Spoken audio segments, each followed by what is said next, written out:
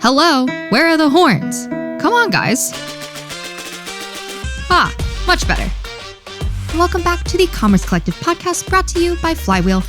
My name is Emma Irwin, your host for this series, and if you didn't already put it together, today we are talking about musical instruments. Musical instruments, you say? That many like to hold in here before they purchase. Yes, musical instruments, and that's exactly why this episode has come into existence. We are talking all about the complex and incredibly nuanced world of selling musical instruments online. We'll get into that in a bit, but let's first meet our guest for this episode. P.S. That was me playing the baritone ukulele, my instrument of choice, in the intro track. I'm very talented, I know. Okay, let's move on. So my name is Keith Legro, and I'm the Vice President of Key Accounts for Fender. My career path is a bit winding. I went to business school at USC, focused on marketing strategy and brand management.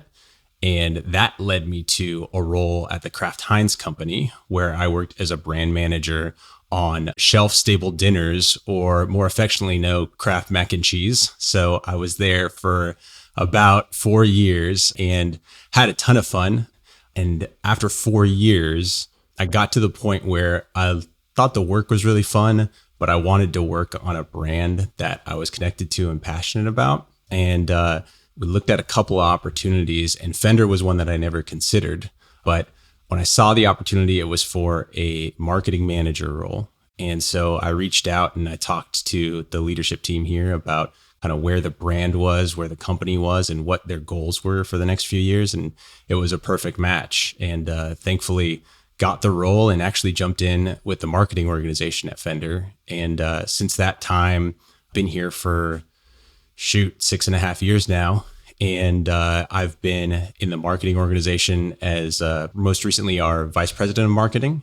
And then I jumped over about 1.5 years ago to the sales organization, where I took on the role that I'm in now. It's incredible. What a journey.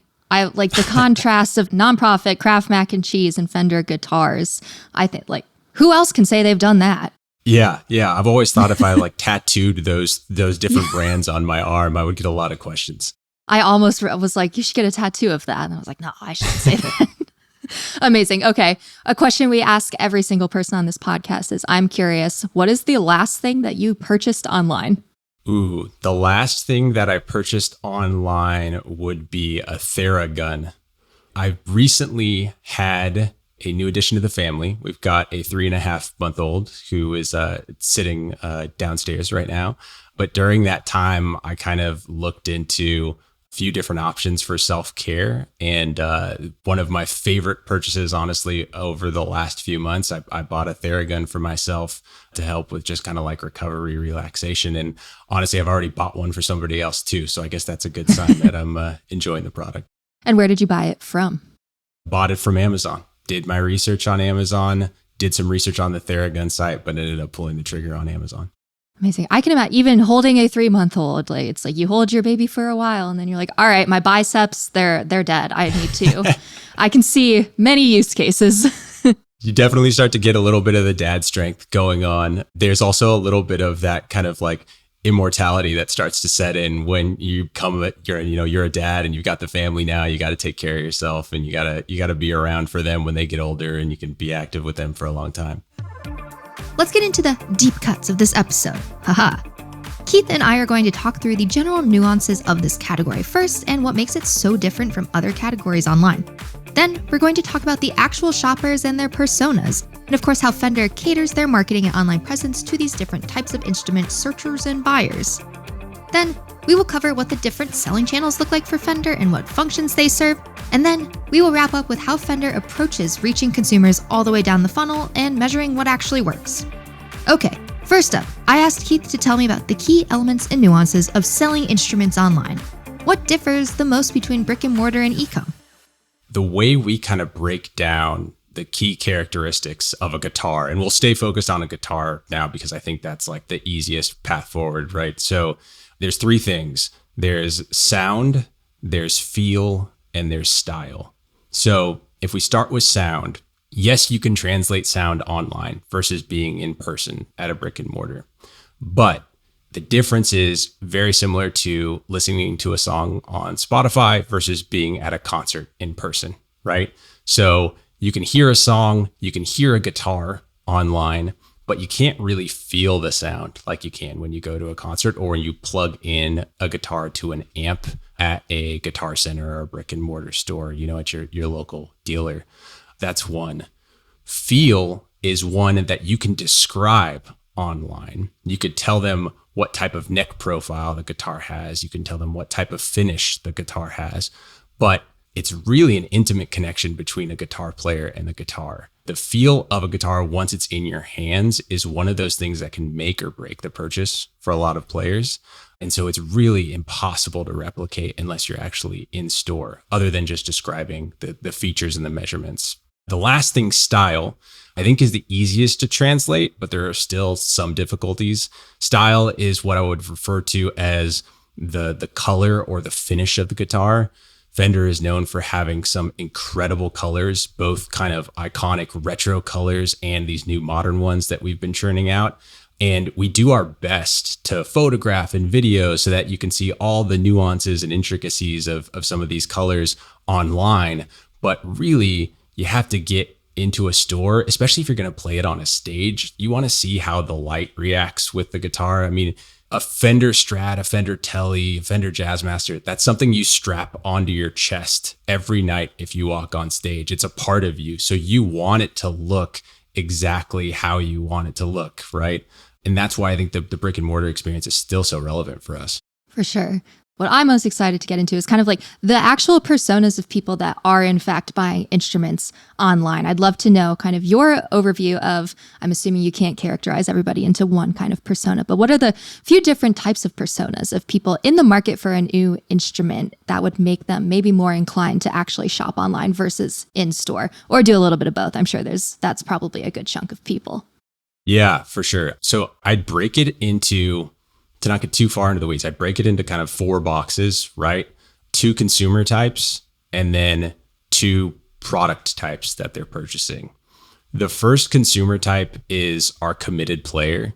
And you can think of a committed player as somebody who identifies themselves as a guitarist, as a guitar player.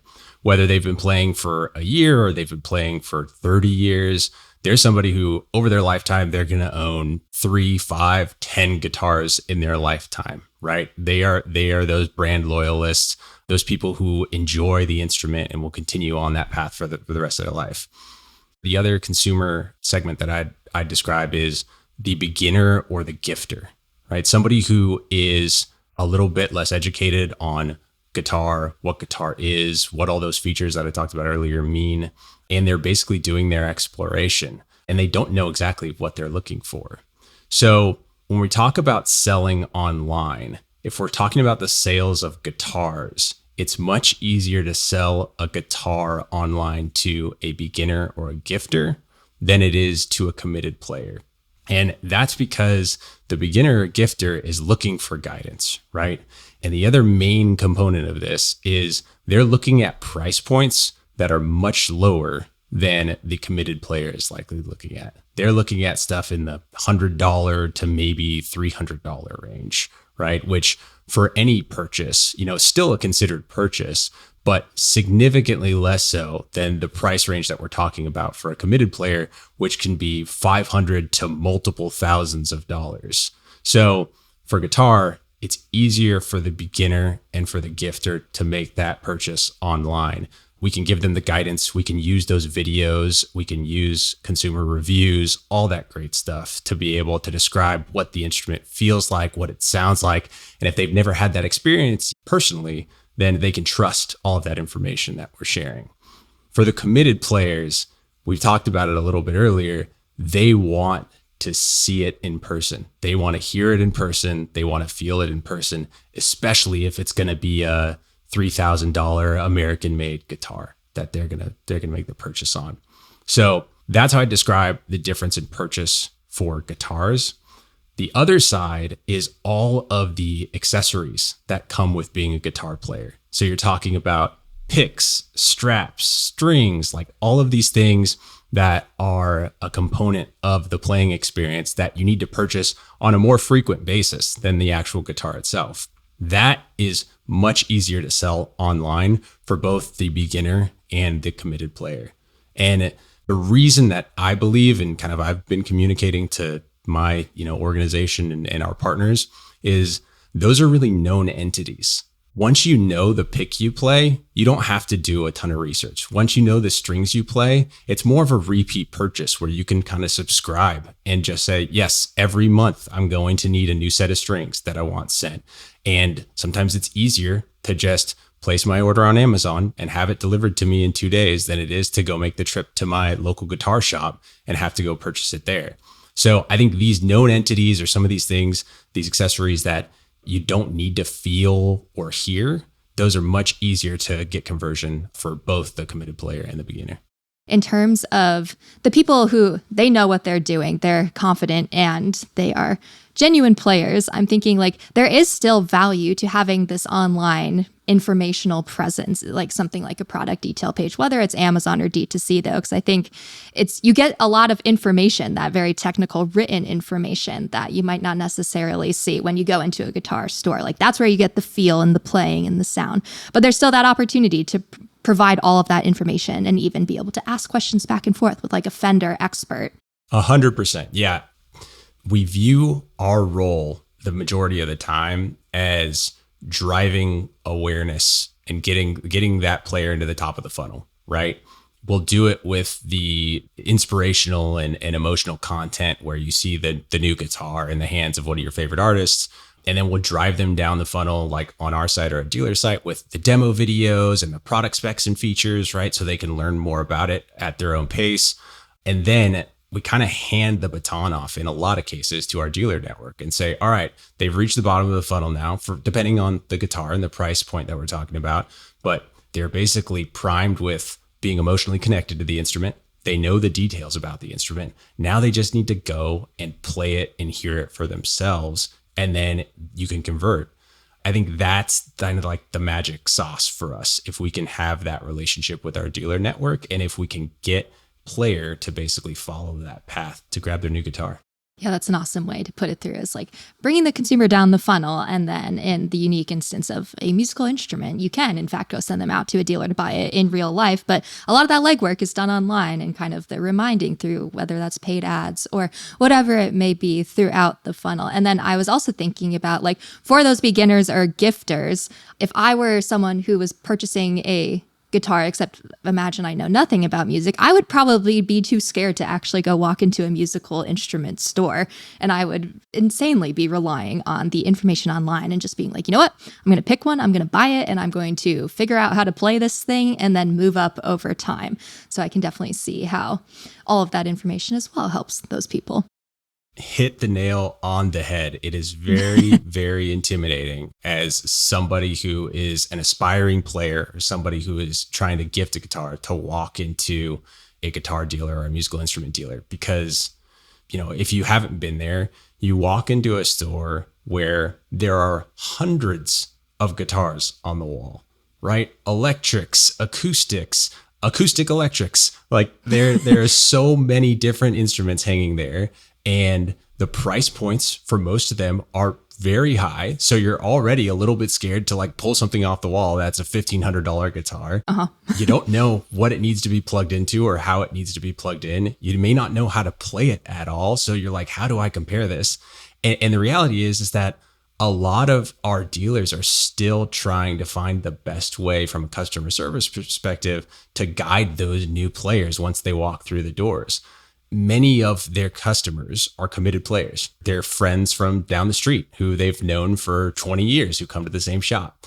So it is very intimidating for a new player to try and come into not just that store, but the community. And therefore, all the online information helps a ton. Next up, we're going to cover Fender's different online channels because Keith mentioning the dealer network piqued my curiosity of what the actual share of sales looks like across D2C, Amazon, the dealer network, etc. Our D2C makes up a very small portion of our overall sales. Amazon is exactly what you would think after listening to this conversation. For us, it is a lot of entry-level instruments, entry-level acoustic and electric guitars, and it's a lot of accessories, strings, picks, straps, all that stuff. We have a couple of key accounts like a Guitar Center or a Sweetwater, who have a significant online presence. They do great business through their websites. They do a great job of merchandising the product on their websites and partnering with us to merchandise the product on their websites. And then there's also a lot of local dealers who have a website presence that they've been evolving a ton over the last, call it 5 to 7 years. Part of that they've done on their own, and they've done it by establishing social platforms that will then drive to their D2C. And they've done it by working with us to leverage some of the content that we create for them to have on their website to make it more of an attractive space and more of an effective tool for actually converting to sales. So it's still, I would say, very diversified in terms of the number of places where you can go online and buy. But it does mirror more or less kind of like the brick and mortar space in terms of, the percentage of sales that go to some of these big national accounts versus the local guitar shop. I don't let myself look at sweetwater.com because I get too carried away. And then I'll have like 27 musical instruments saved that total about $50,000. Like, we don't have that, Emma. But gosh, I love Sweetwater. Oh man, they are great. Their customer service is great. And they have everything under the sun when it comes to music. So it can get a little dangerous. Since we've got an understanding now that the funnel is complex and what the funnel looks like differs for different types of players, I asked Keith to tell me a bit more about how Fender approaches marketing to consumers at every stage of the journey. We basically take our content that we generate and we map it to the funnel. So we take the content that we believe to be like awareness driving, top of funnel. We take the content that we believe to be more consideration, and then we take content that's specifically meant to drive action, to drive purchase. At the top of funnel, awareness will be that artist-led content where the spotlight isn't necessarily specifically on the instrument, but the instrument's there and you're hearing it, but you're really like following a story or following a song, driven by the artist, driven by the talent. The consideration is where we get into some of those longer form demo videos where you've got somebody interested and they want to spend 10 minutes like listening and learning more about it. And then action oriented is where we get to the product feature sets where it's like, this is the new neck shape. This is the new color. This is the new pickup on the instrument. This is why you should go purchase it. And then we essentially take that content and we cut it for all different channels. We cut it for Instagram. We cut it for TikTok. We cut it for Facebook, and we basically place it out there alongside programmatic buys and banners, things like that, so that we continue to hit that consumer with all three levels and work to drive them to conversion.